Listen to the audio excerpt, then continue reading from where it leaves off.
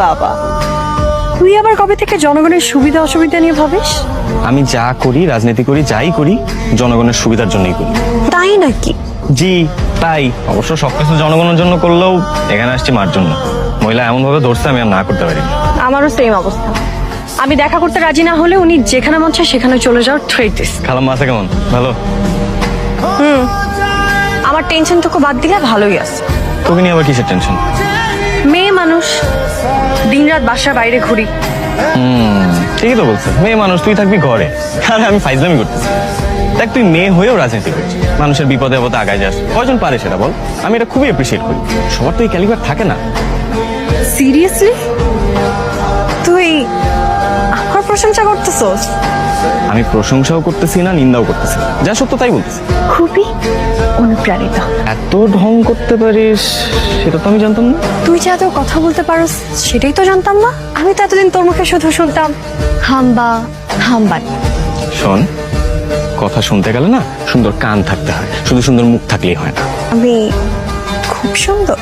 মানে সুন্দরের ব্যাখ্যাটা কি আসলে জানিস? মানে সুন্দর মানে এটাকে আচ্ছা থাক, আজকে না বুঝাইতে পারলে বাদ দে, কালকে শুনবো। আমি মোটেও এমন কিছু বুঝাইতে চাই নাই। আমার কান ঠিকই আছে ম্যাডাম। শোন, একটা অনুরোধ আছে, রাখবি? কি অনুরোধ? তোর সাঙ্গপাঙ্গের কি দরকার আছে? আমাদের না একা দেখা করার কথা ছিল। তুই লোক নিয়ে আসিস কেন? তুইও তো তোর লোক নিয়ে আসছো। না মানে আমি চিন্তা করছি যে তুই যে ডিঙ্গি মাইয়া কোন সময় কি করে ফেলাস, আমার একটা সিকিউরিটির ব্যাপার আছে না, আমি চেয়ারম্যানের বলো না। তার মানে কি তুই আমাকে ভয় পাস? তুই আমারে ভয় পাস?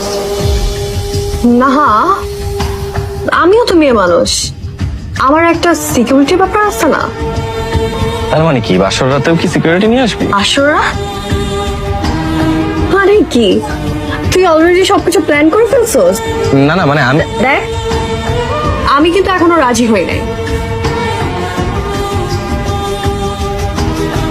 আচ্ছা, এই বিষয়টা নিয়ে আমরা একা কথা বলবো।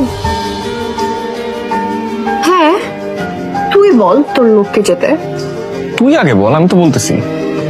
তুই বল আগে। তুই আগে বল। আগে তুই বল। তুই বল। ওকে আচ্ছা একসাথে।